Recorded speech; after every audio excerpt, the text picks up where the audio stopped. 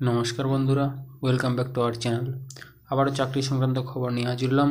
কী চাকরি কী বৃত্তান্ত, পুরো ভিডিওটি স্কিপ না করে প্রথম থেকে শেষ অবধি দেখতে থাকো, অবশ্যই বুঝতে পারবে।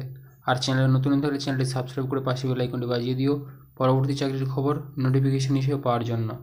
তো চলো ভিডিওটি শুরু করা যাক। কলকাতা সায়েন্স সিটিতে কর্মী নিয়োগ। পশ্চিমবঙ্গের কলকাতা সায়েন্স সিটিতে চাকরির সুযোগ national council of science museum Kolkata দপ্তর থেকে এই বিজ্ঞপ্তি প্রকাশ করা হয়েছে। কলকাতা সায়েন্স সিটিতে কর্মী নিয়োগ করা হবে মাধ্যমিক পাস সহ বিভিন্ন যোগ্যতায়।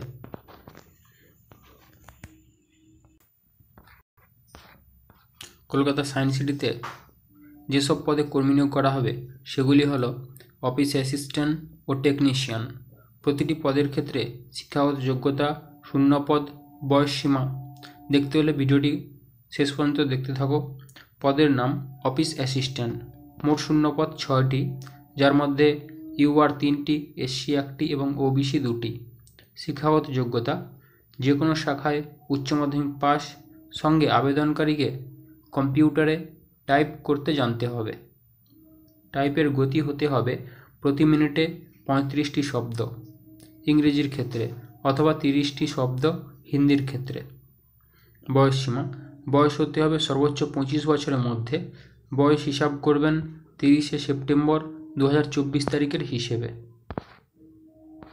পদের নাম technician, carpenter, draftsman, fitter, electronics.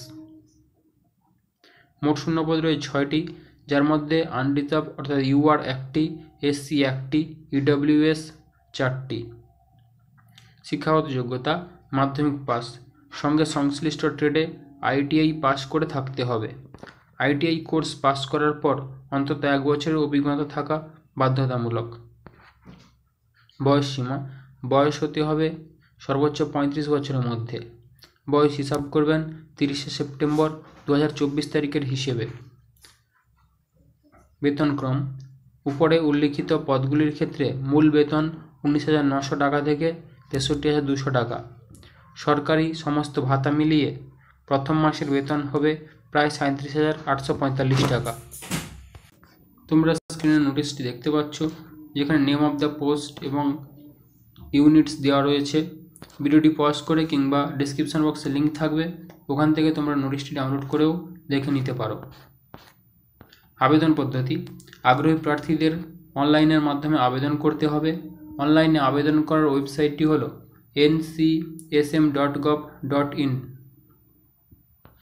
অনলাইনে আবেদন করার সময় যেসব ডকুমেন্টস আপলোড করতে হবে সেগুলি হলো পাসপোর্ট সাইজের রঙিন ফটো 100 কেবির মধ্যে, স্ক্যান করা সিগনেচার যেটাও 100 কেবির মধ্যে হতে হবে, এবং ছবি এবং সিগনেচার জেপিজি ফাইলেই পাঠাতে হবে।